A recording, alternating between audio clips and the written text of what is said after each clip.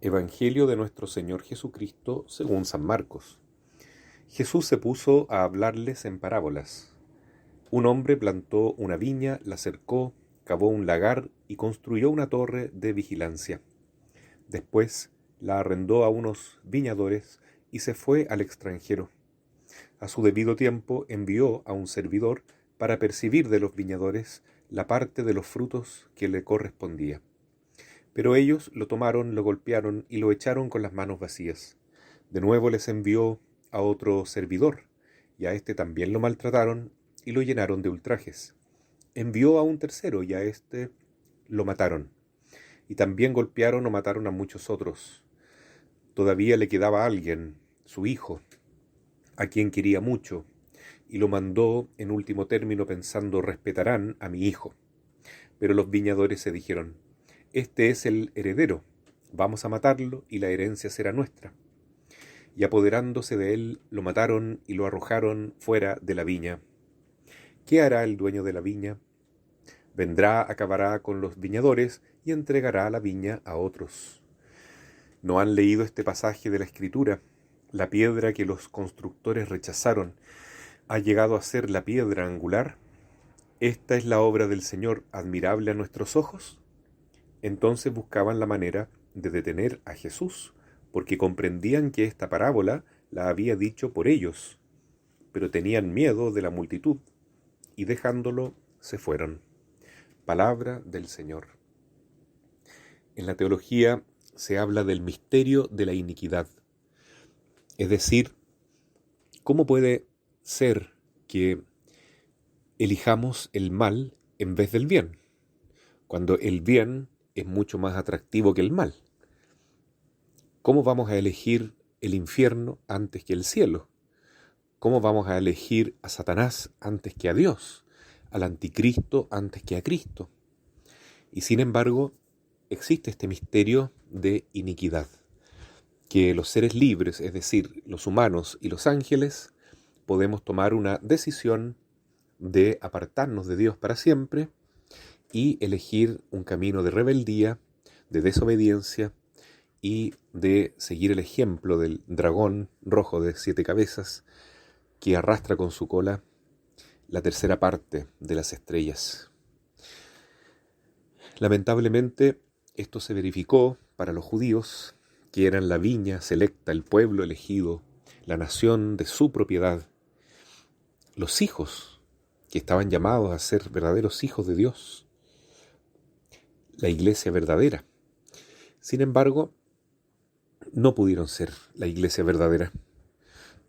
A pesar de que ellos esperaban al Mesías, a pesar de que ellos conocían la Biblia al revés y al derecho, tal vez algunos pasajes no los tomaron en cuenta, como aquellos de Isaías, en que se señala que el Mesías debía padecer y debía ser humilde y debía cargar el yugo de la culpa de toda la humanidad y que no iba a abordar su reinado de un modo mundano, de un modo inmanente, sino que él traía un reino distinto, el reino de los cielos, a este mundo, un reino de perdón, de paz, de justicia, de misericordia, de vivir en plenitud la ley de Dios, olvidando por entero todo fanatismo religioso, toda actitud de arrogancia, de querer ser el pueblo más importante de la tierra, etc. Todo eso los judíos lo pasaron por alto.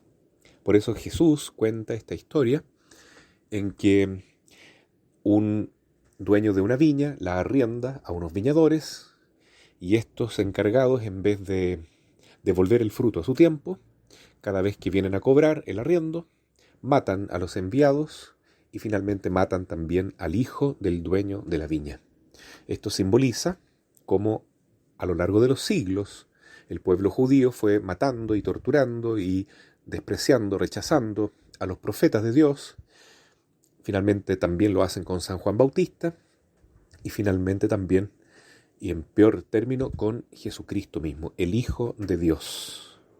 Por eso entonces la viña le fue retirada a los judíos y fue entregada a otro pueblo que diera frutos a su tiempo. Este otro pueblo son los gentiles, es decir, nosotros, todos los no judíos, que pasamos a formar parte de la iglesia y hemos sido injertados en esta viña que es la iglesia. La iglesia es el cuerpo de Cristo, pero los judíos se hicieron anticristianos. No todos, pero al menos la parte más importante y la mayoría no aceptó a Jesús hasta el día de hoy. Bueno, sucede que también está profetizado que en algún día, cuando ya esté muy próxima la venida del Señor, este pueblo judío nuevamente se integrará a la iglesia y comenzará a ser pueblo de Dios nuevamente. Y será una bendición muy grande, muy, muy grande, porque ahí estará muy, muy próxima la venida del Señor. También está profetizado que en ese tiempo muchos de los que son de esta nueva viña, la iglesia de los gentiles, es decir, nosotros, estaremos en un riesgo muy grande de cometer el mismo pecado que los judíos en su tiempo, de creernos lo que no somos realmente, de caer en la arrogancia, de creernos superiores a los judíos, superiores en el sentido de la soberbia misma, de crear una religión que no fue enseñada por Jesús, una religión conforme a los criterios mundanos, para establecer lazos, entre comillas, fraternales, de igualdad y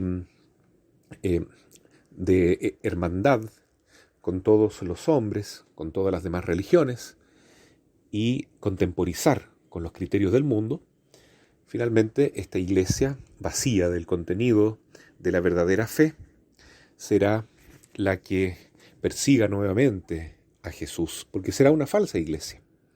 Esto está profetizado también ya en el libro del Catecismo de la Iglesia Católica, en el numeral 675, que poco antes de la venida del Anticristo sucederá una gran apostasía, un alejamiento de la fe profundo, una traición a Cristo mismo por parte de muchos personeros de la misma iglesia, la iglesia verdadera, la iglesia católica. Entonces se verá lamentablemente manifestada con esta presencia de la cizaña que estaba oculta, con estos falsos profetas, con estos lobos vestidos con piel de oveja, que no eran realmente católicos. No importa el título, bautizado, laico, sacerdote, teólogo, obispo, etc. No importa. Si se ha apartado de la ley de Dios, del seguimiento verdadero de Cristo, si no está consagrada esa alma al Sagrado Corazón de Jesús, y se ha unido a los criterios de este mundo, se ha masificado con las ideologías del momento que hoy imperan, entonces, por más que esté lleno de títulos y de reconocimientos, será esa falsa iglesia. Lamentablemente, esta iglesia será arrebatada a estas personas, a este grupo que traicionará a Jesús, que serán apóstatas, que contemporizarán con el mundo, tratando de buscar soluciones, dice el número 675 del Catecismo de la Iglesia Católica, para solucionar problemas humanos, problemas inmanentes, de un modo puramente humano, sin fe, sin confianza en Dios. Entonces esta iglesia nuevamente será arrebatada a estos falsos profetas, a estos falsos pastores, y será entregada nuevamente, Jesús sabe a quién merecerá seguir llevando la antorcha de la fe, porque Jesús ya tiene la victoria en la palma de la mano, y las puertas del infierno, es decir, todas aquellas personas que sirven de puertas para el maligno, que abren puertas para la acción del mal en el mundo, no podrán prevalecer contra la verdadera iglesia, y la iglesia nunca terminará de existir. No sabemos si será una iglesia muy pequeña o habrá muchas personas que estarán en esta resistencia, de esta persecución, de esta gran tribulación. No lo sabemos, pero sí sabemos que serán personas que amarán mucho a María, serán hijos predilectos de la Madre, que ella escogerá, que ella cuidará, que ella formará, como dice San Luis María Griñón de Montfort. Estamos viviendo entonces en esta época en que la Iglesia está decantándose entre dos aguas, aquellos que siguen a la Virgen y aquellos que siguen al dragón. Esto solamente lo sabe Dios. Alguien puede parecer muy piadoso, puede parecer muy bueno, pero finalmente puede elegir el camino del mal. Y al revés, alguien que parece estar siguiendo un camino muy malo, puede convertirse como San Pablo y comenzar a servir a Jesús.